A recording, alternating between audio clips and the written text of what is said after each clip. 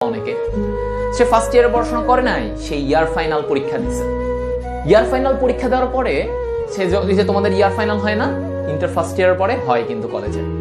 এই পরীক্ষা দেওয়ার পরে সে দেখলো যে সে তার পজিশন অনেক পিছনে,